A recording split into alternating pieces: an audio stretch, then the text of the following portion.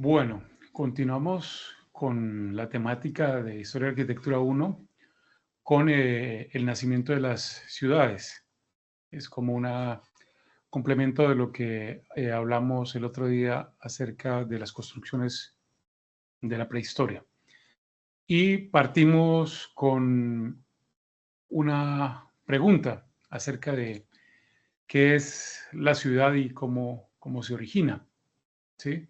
Pero cómo se origina desde la época de la prehistoria, que digamos que nos parece bastante lejano y obviamente lo es, pero sin embargo, como descubriremos en esta presentación, hay muchas de las cosas de la prehistoria que de alguna manera hemos heredado en la actualidad.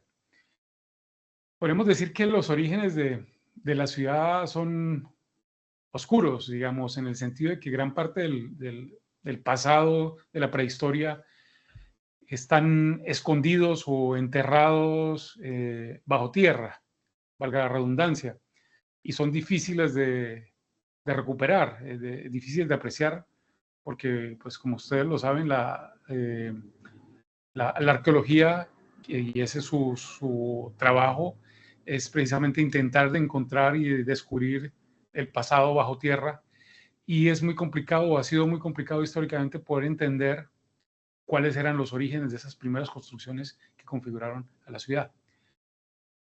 Y digamos que es a partir de esos análisis del hombre primitivo, donde encontramos huesos, donde encontramos vasijas, herramientas, donde queremos encontrar esas respuestas y parecería lógico que las encontremos ahí, pero poco valoramos otras representaciones, como podemos ver aquí en la imagen de fondo, relacionadas con el lenguaje, los rituales y las representaciones, digamos, si bien es cierto, inmateriales, que simbolizan a través de incisiones y del arte material, representan lo inmaterial.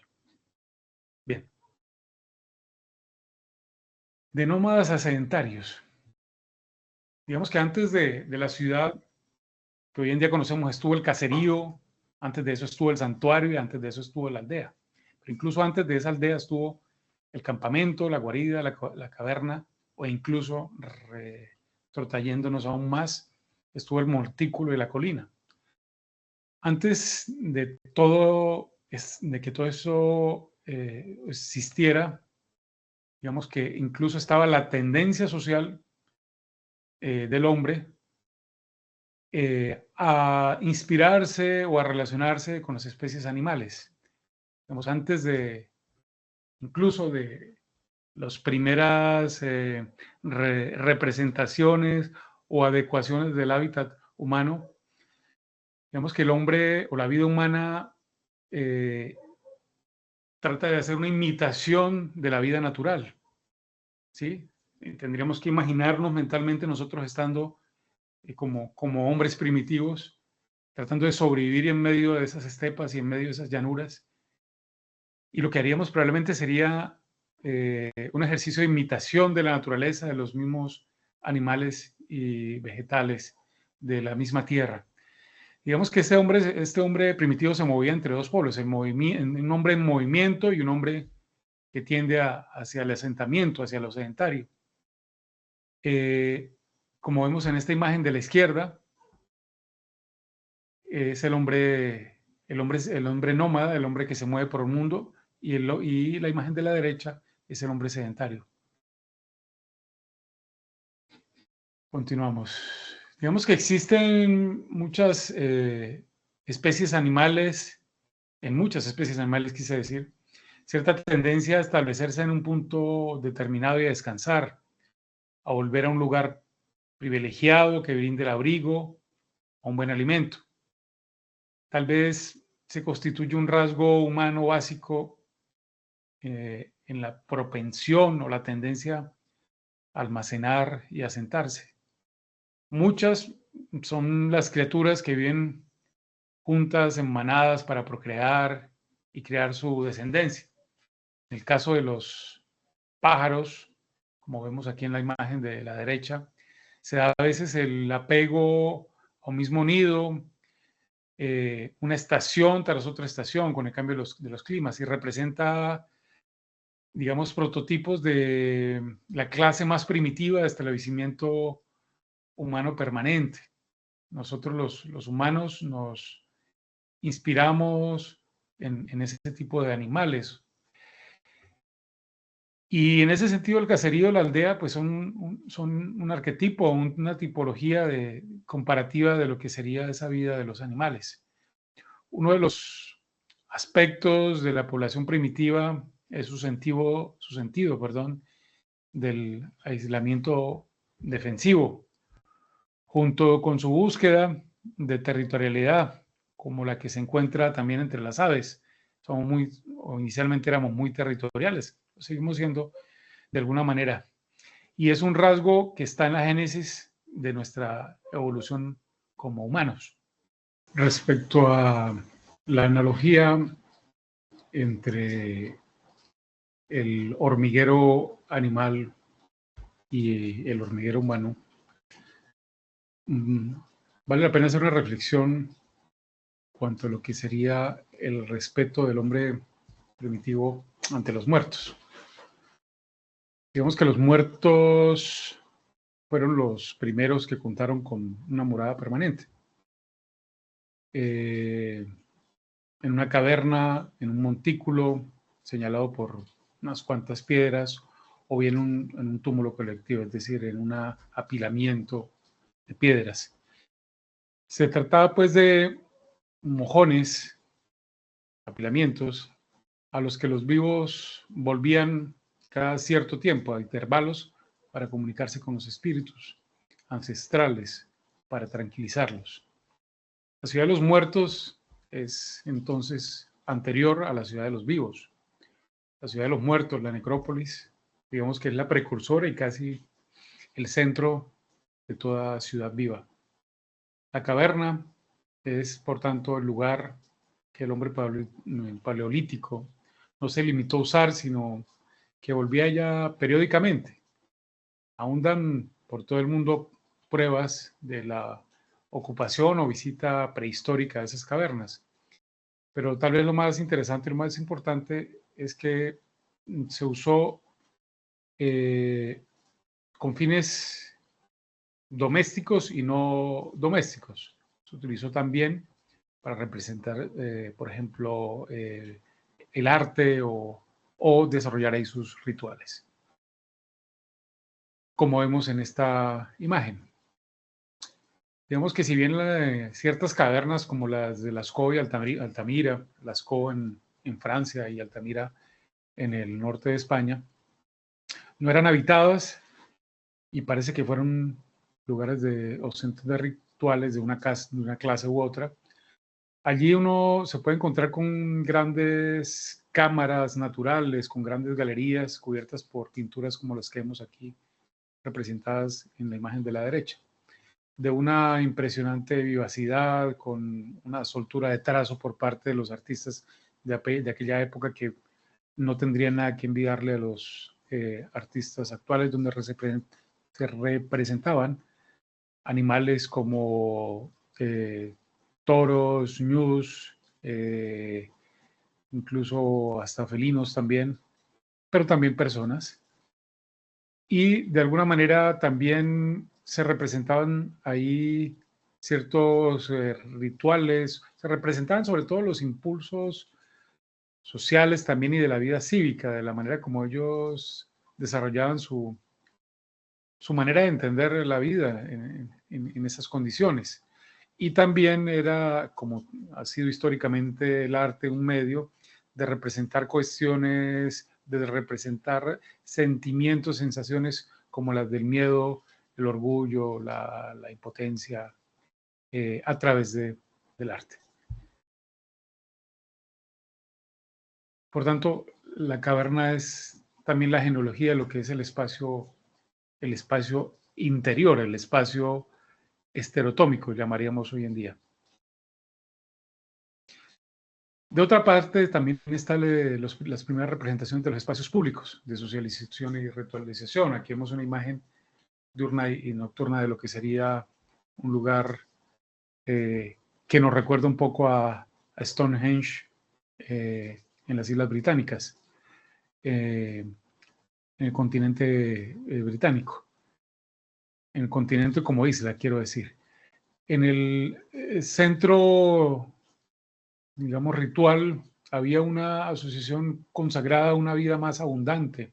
No solo, digamos, se buscaba pedir por los alimentos, sino también se intentaba de alguna manera darle una trascendencia y una significación a eso que hacían ahí. No era solamente para sobrevivir, había como esa necesidad de sentir que además de sobrevivir, también había una cierta conexión con, con el universo. Y podríamos hablar aquí también de una primera conexión del espacio tectónico exterior arriba de la Tierra con el paisaje y con el cosmos. Y en esta representación encontramos megalitos o grandes piedras en forma de dolmens, por ejemplo, o en forma de menires, como lo comentamos en la clase anterior. Pues estaremos hablando probablemente del primer germen de la ciudad. Es el lugar de reunión y además el lugar de meta del peregrinaje. Podríamos compararlo hoy en día con los espacios públicos de las plazas simbólicas contemporáneas, donde ellos se desplazaban en grupos familiares o clanes, también en intervalos según la época del año y según las estaciones, y se concentraban pues para tener, digamos, esa relación, como comenté anteriormente, con lo cósmico, lo espiritual y lo sobrenatural. Perdón. Bueno, digamos que aunque algunas de las semillas de la posterior vida urbana ya están presentes en la cultura paleolítica, falta en ese sentido el suelo que nutre a estas personas que están buscando un lugar estable para vivir. La caza, la recolección de alimentos, en esa época sustentaban aproximadamente unas 4 personas por kilómetro cuadrado, lo cual pues hoy en día sería un lujo. De modo que para asegurarse la vida, el hombre paleolítico pues tenía la necesidad de vastas extensiones y una gran necesidad de libertad de movimientos. Y el azar o la suerte, digamos, rivalizaban con astucia, con la destreza en la economía del hombre primitivo, pues algunas veces había la suerte de poder cazar y darse unos grandes banquetes o también de pasar hambre. Y pues para ello también fue necesario que aprendieran a ahumar y curar la carne para poder, digamos, poder sobrevivir por ciertos periodos más largos.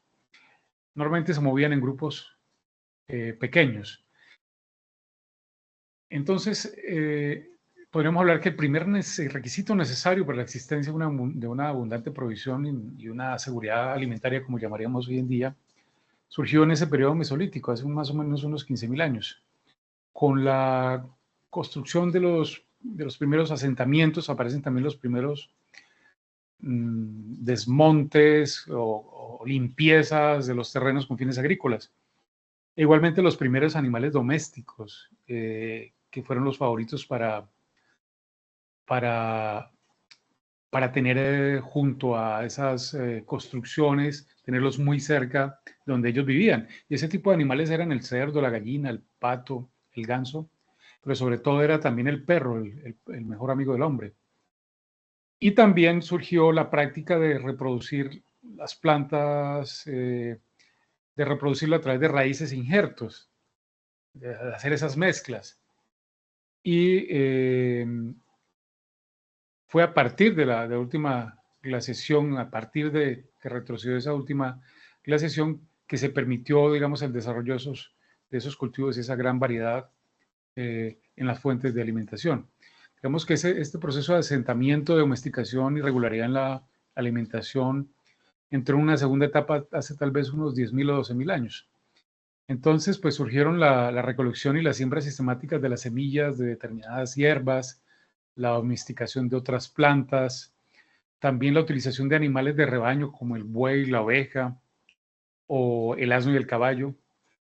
Era necesario algo así como la ocupación permanente de una región de una manera prolongada para que se diera ese ciclo de crecimiento, para, digamos, que las gentes primitivas pudieran hacerse a la idea de esos procesos naturales de manera sistemática y asentarse en un lugar. Surge entonces la domesticación, así como el uso de los abonos, pues es a partir de ciertos rituales de fertilidad y sacrificios donde se relaciona esto con, con la capacidad que tienen los abonos de alimentar el terreno, el sustrato y generar vida. Entonces, el abono era asociado a la fertilidad. Digamos que de manera análoga, hablando de rituales, a como el uso de la decoración corporal fue previo al uso de las vestiduras que fueron inicialmente puramente simbólicas, pero que luego eh, derivaron en la fabricación de las ropas como una protección contra las inclemencias del tiempo. Y también la domesticación general, digamos, fue un producto de un interés creciente hacia la sexualidad, hacia la reproducción, y es cuando la mujer, como vemos en estas imágenes de la derecha, se realza la figura de la mujer y es la mujer la que toma, digamos, el liderazgo de esas aldeas y de esos grupos, de esas familias, de esos clanes.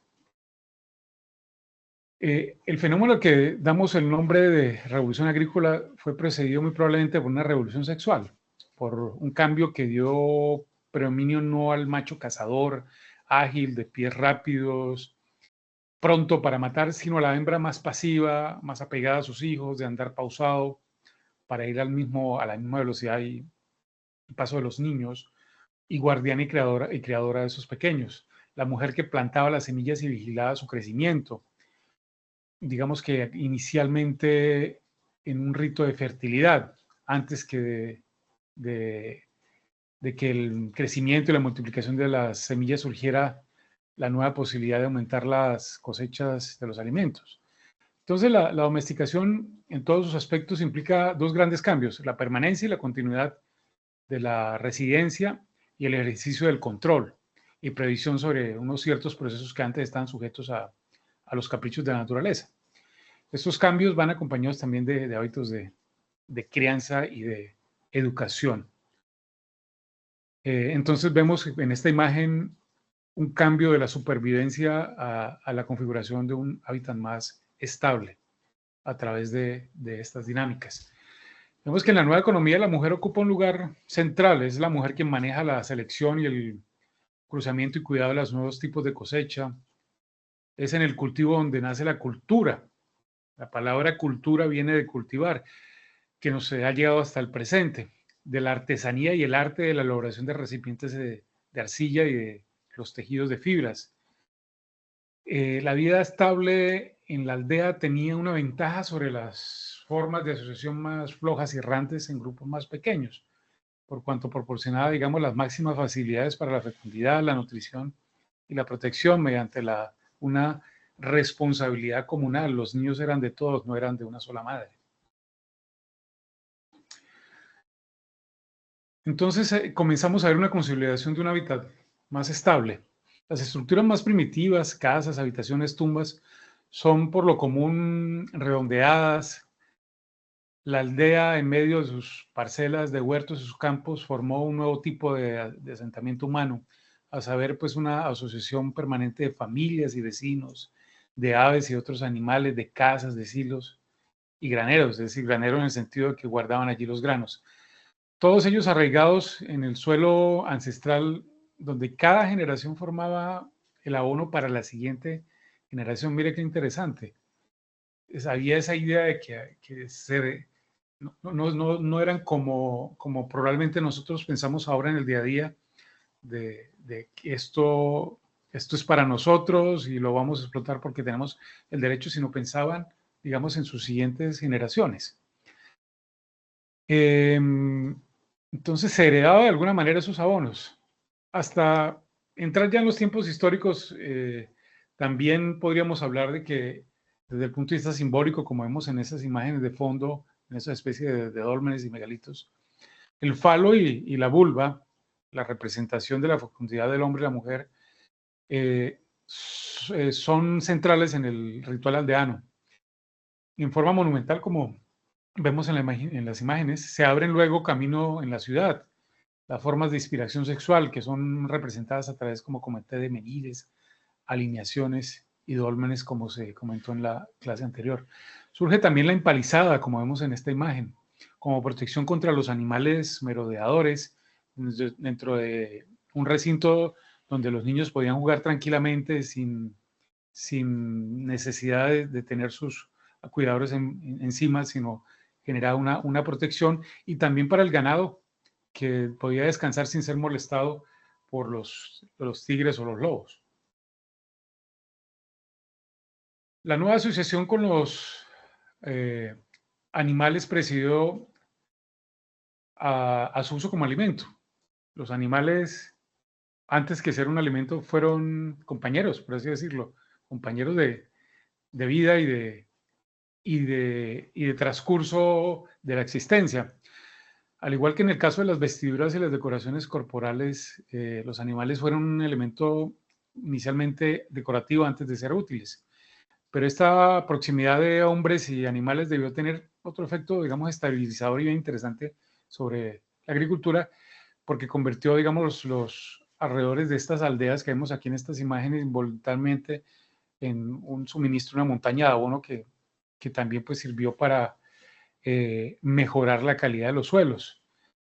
El abundante abono también se mezcló con el barro para revocar muros de las chozas, lo que hoy en día también a nivel local aquí en Santander, y es muy interesante como herencia, ya no solo de la tradición europea, sino incluso algo mucho más atemporal o algo que está en la esencia del hombre, como es la construcción con los excrementos animales para ayudar a configurar mejor el hábitat.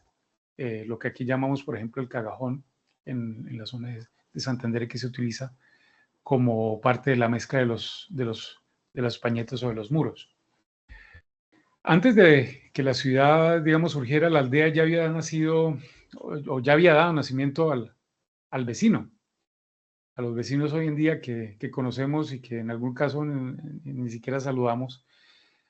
Esto lo genera es el estar cerca, el vivir cerca, al que se puede llamar por la distancia o que se encuentra al lado cuando comparte la crisis de la vida, el que está ahí al lado, el vecino, el que vela por nuestros hijos, el que llora a nuestros muertos, el que nos acompaña en la vida y en la muerte, en las bodas y en los nacimientos, en la promoción finalmente de la vida.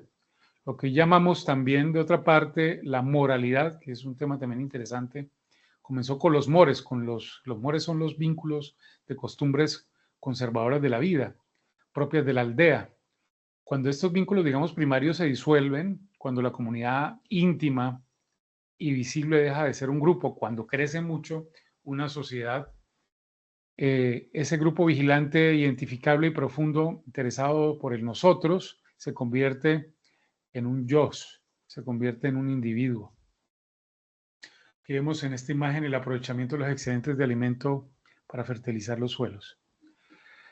De otra parte, con la aldea aparecieron nuevas tecnologías, las armas, las herramientas masculinas del cazador y el minero, la lanza, el arco, como vemos aquí en esta imagen de la izquierda, el martillo, el hacha, el cuchillo, pero que fueron complementarios también con las formas típicamente, digamos, neolíticas de origen femenino.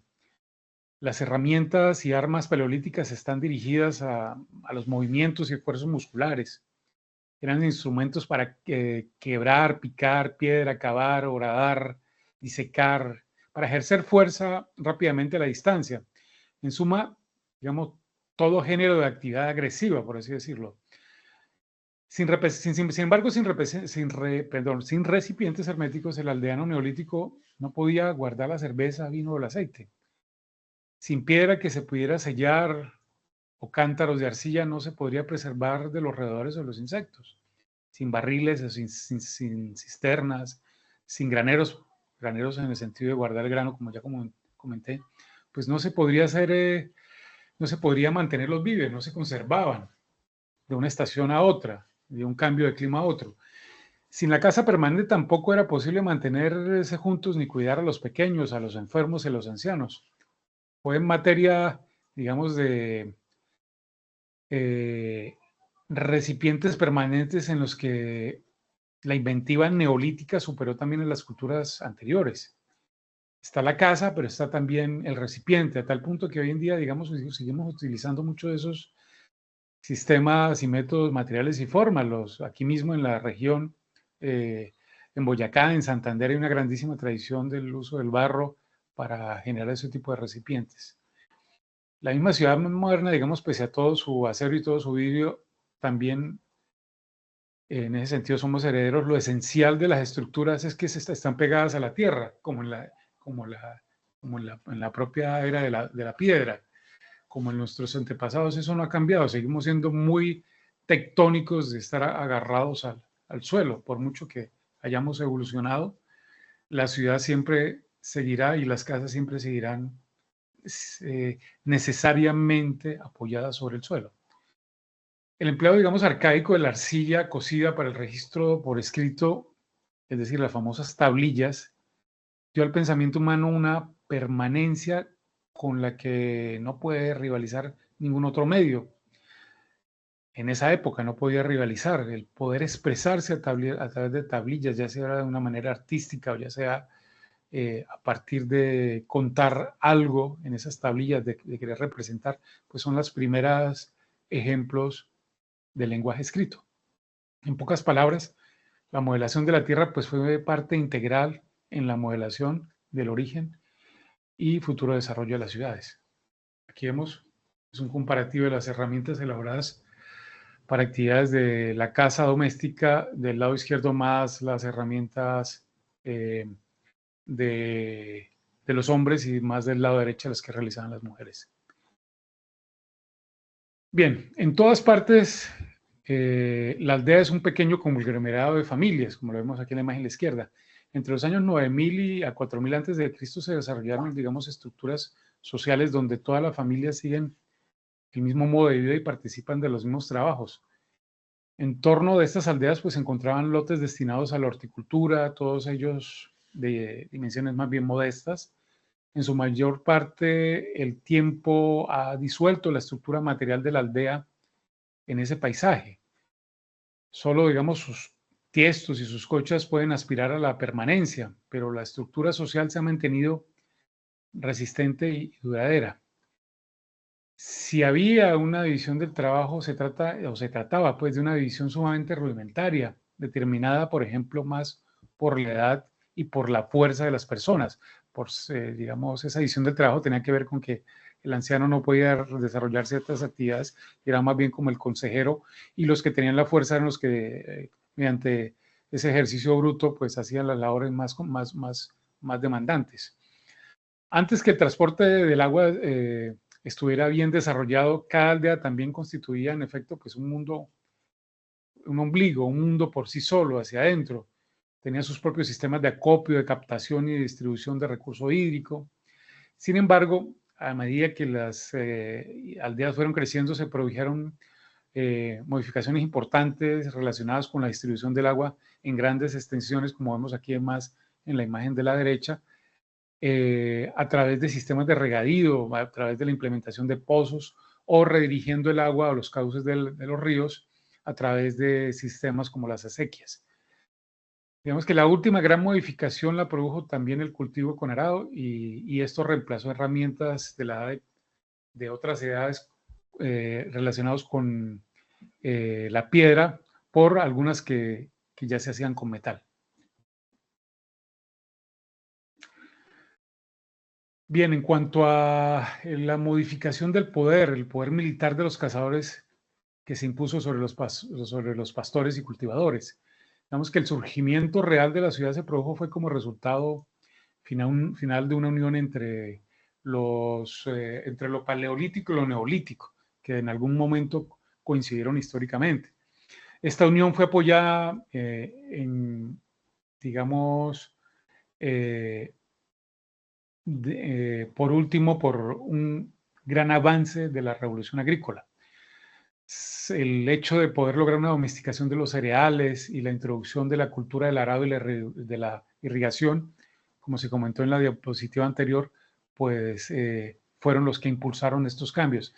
En este momento, la contribución masculina, reprimida y domada, o incluso hasta rechazada por los anteriores actos de domesticación, gradualmente, bueno, súbitamente en algún momento, pero también esto duró muchos años, gradualmente, volvió con una gran fuerza, trayendo consigo pues un nuevo dinamismo que se expresó con un deseo de dominar, de controlar la naturaleza, de domar o someter a los animales, como el asno, el caballo, el camello y el elefante. Y sobre todo, pues ejercer en parte a través de las armas el imperio del poder. Un poder que, digamos, se impone de unos grupos sobre otros grupos humanos. Pues si bien es cierto, como vemos aquí en estas imágenes, el cazador de alguna manera en algún momento desempeñó una función útil o muy útil en la economía neolítica, cuando a través de sus armas podía, con su destreza, proteger la aldea de enemigos como los animales. En el transcurso de los siglos, tal vez esa seguridad hizo al aldeano un poco pasivo y tímido. Aldeano, quiero decir, a la persona, al cultivador. Por eso el oficio del cazador se realzó la voluntad de poder y llegó a trasladar su destreza para cazar los animales salvajes, digamos, en un elemento de poder, en tanto que el oficio del pastor, digamos, tendía a reprimir la fuerza, el ejercicio del poder por parte del cazador mutó hacia el control ya no solo de los animales, sino también del resto, a tratar de imponerse sobre el resto de los aldeanos y el resto de los grupos.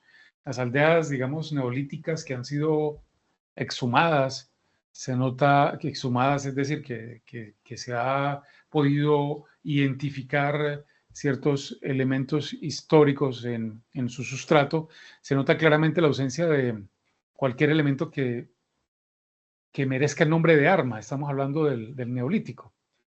Y por tanto, digamos que esto constituye una prueba negativa que se ajusta bien a la imagen de las comunidades autónomas demasiado pequeñas, demasiado carentes de excedentes de mano de obra, demasiado distantes las unas de las otras, digamos demasiado pobres o en medios cómodos de movimiento que no requerían, digamos, movilizarse demasiado y por tanto no estaban compitiendo por los territorios, no estaban apretujados, no necesitaban pisar el dominio ajeno. Por tanto, la agresión militar colectiva es una invención más bien posterior, propia del desarrollo de la civilización. Bien. Finalmente, digamos que comenzaron formalmente la organización espacial basada en normas comunes, como vemos aquí en esta diapositiva, donde claramente se ve, digamos, el germen, el inicio realmente ya de una especie como de urbanismo incipiente, donde las aldeas comienzan a parecer menos aldeas y comienzan a parecer más como pequeñas ciudades. Los grupos, digamos, restantes de cazadores paleolíticos y los nuevos pobladores neolíticos, unos y otros igualmente escasos, por así decirlo, para imponerse, comenzaron a ocupar el mismo territorio y se mantuvieron juntos el tiempo necesario para absorber ciertas costumbres ajenas, intercambiar algunas herramientas, digamos, fueron socios en algún momento en igualdad y en condiciones tanto los neolíticos como los paleolíticos, los hombres y mujeres del neolítico y el paleolítico, quise decir. Hasta que la relación se tornó pues cada vez más unilateral, a medida que las armas y los hábitos coercitivos de la minoría agresora se vieron pues reforzados por la paciente capacidad de trabajo que mostraban los pueblos neolíticos y el elemento, digamos, de rechazo hacia una cultura anterior a la del cazador se convirtió en el dominador de la comunidad agrícola. Pero ahora pues tenía que actuar como, este cazador tenía que actuar como una autoridad de un tipo superior, en un tipo superior de organización. Las armas ya no solamente servían para matar animales, sino también para amenazar, incluso hasta para matar hombres. Finalmente, pues como comento, de modo que la ciudad fue el principal fruto de una unión entre la cultura neolítica y la paleolítica más arcaica. En el nuevo ambiente proto-urbano, por así decirlo, el macho se convirtió en la figura rectora y la mujer pasó a ocupar un segundo puesto. Hubo ese cambio del matriarcado, por así decirlo, al patriarcado. Como consecuencia de esta unión de dos culturas, posiblemente tuvo lugar en todos los aspectos las formas más amplias de cruzamiento y mezcla. Esto confirió a la ciudad potencialidades y capacidades que ni siquiera el cazador, el minero, el ganadero, el campesino podrían haber sido capaz de explotar cada uno por su cuenta, en caso de haber quedado, digamos, librados de esos esfuerzos de poderse desarrollar dentro de un hábitat regional. El cultivo con el arado pudo sustentar ciudades y regiones enteras. El arado es fundamental para ese crecimiento y esa explosión de lo agrícola. En tanto que el esfuerzo local solo podía constituir pequeños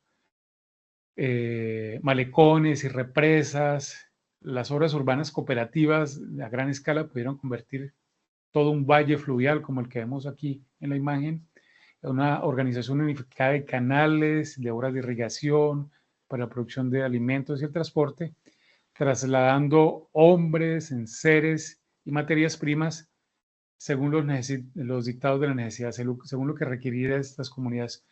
Pronto, digamos que estos cambios dejaron sus huellas en todo el paisaje y en lo que hoy consideramos el inicio de las grandes ciudades desde las épocas antiguas. Muy bien, pues muchas gracias por la atención y continuaremos con el próximo tema, que sería el de Mesopotamia, en el antiguo Egipto y todo el desarrollo de las culturas en torno a Roma, la antigua Roma y Grecia. Gracias por la atención.